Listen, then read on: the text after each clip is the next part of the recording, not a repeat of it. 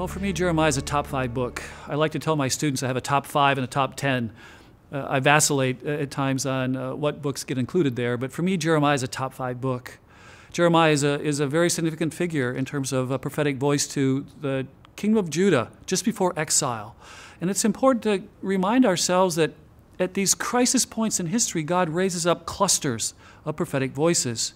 So Jeremiah is there along with Ezekiel and some others who are giving important words to these people of God as they think about what's impending.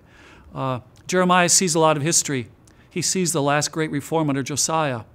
He's going to see the destruction of Jerusalem by the Babylonians. And in the midst of this lengthy ministry that he has of about 4 decades, God's going to give him some revelation that's very, very important for the Hebrew people and for the New Testament as we think about God's story unfolding into the New Testament. And that's this promise of a new covenant. Jeremiah is the prophet who's going to announce that God's going to bring a new covenant into the life of Israel. We've had covenant with Noah. We've had covenant with Abraham. We've had covenant with David. We're going to have a new covenant. God's going to establish a new covenant with Israel. It's going to be internalized. The law of Moses and that Mosaic covenant will somehow be internalized into the lives of the Hebrew people individually and corporately. I'd like to think that this is partly the work of the Holy Spirit, that Pentecost in part is going to bring some realization to Jeremiah's prophecy about this internalization of the law. But the new covenant is significant. It's something that God is holding out as a promise for his people, that there's change coming, that what the old has been about is going to transition into the new.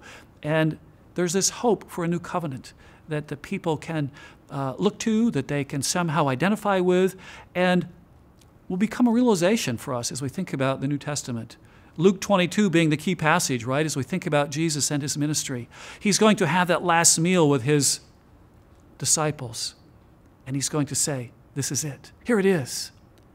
What Jeremiah said about the new covenant is now here.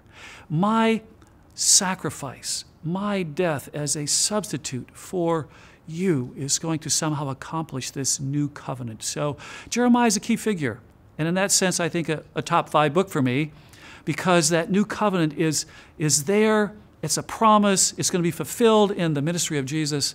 And we want to just recognize that, again, as God tells his story, there are these key points. And Jeremiah, I think, is one of those key points in the storyline that God is telling to his people, Israel.